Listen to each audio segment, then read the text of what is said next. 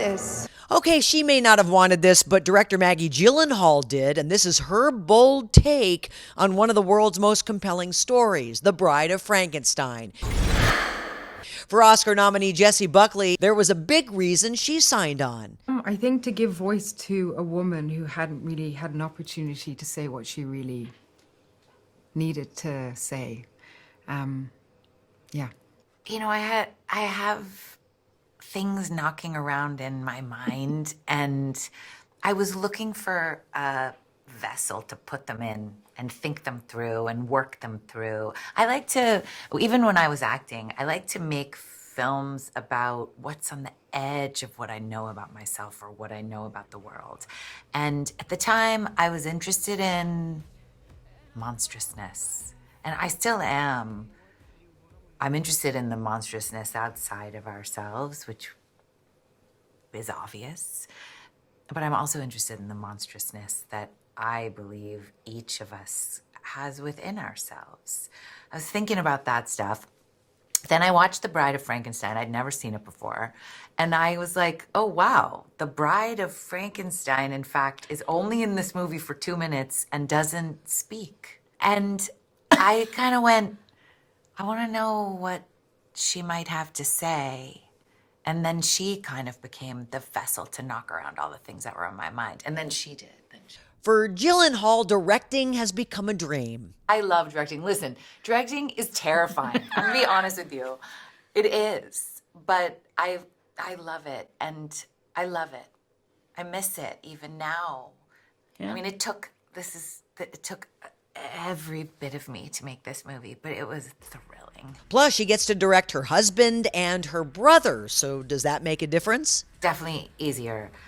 It's also exciting so Jessie and I had worked together before, and we had not only a shorthand, but I think a really special connection, both artistically and just in life. So then you're jumping off from there, and you can go even deeper, certainly with my husband. I mean, even though it gives me a hard time, he really does. He's tough. He's like, how many bullets were in the gun?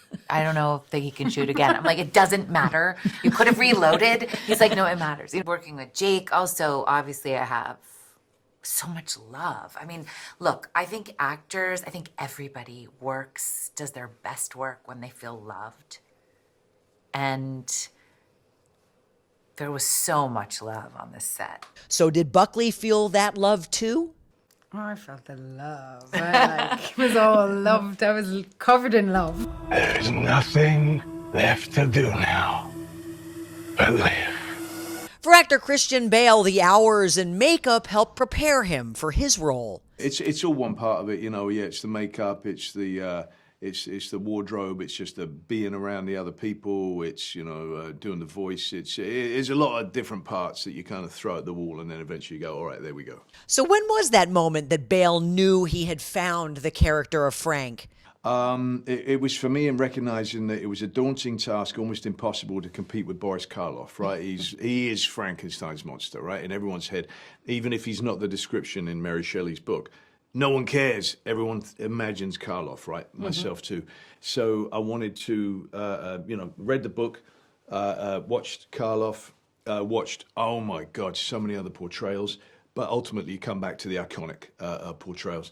And so I decided, all right, my Frank's the real Frank. He's the one that Mary Shelley actually heard rumor of, that she wrote the book after the Italian scientist Galvani doing all of his experiments, that there was a man out there who had had hideous things done to him and come back to life, but nobody quite knew him. And so she wrote this, book out, this amazing competition, and she got some of it right. And I actually had Frank's book in with me, like he kind of reads it, like, oh, she got that bit right, but this bit's wrong.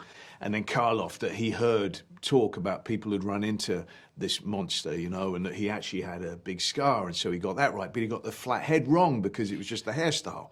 Happened to be sort of flat on that day. And 8 foot, no, he wasn't 8 foot, he was like 6'5", but people, when they're terrified, they cower down, and he looked even bigger. So that's how I pictured of making it my own, of that he was actually the original, that then Mary Shelley and Karloff kind of based their characters on. As for what the actor tells his friends about the film, I say it's original, and I say, for God's sake, go see it. If you enjoy going to see movies in theaters, go do it. So no pressure there whatsoever. The Bride of Frankenstein. No, just the bride.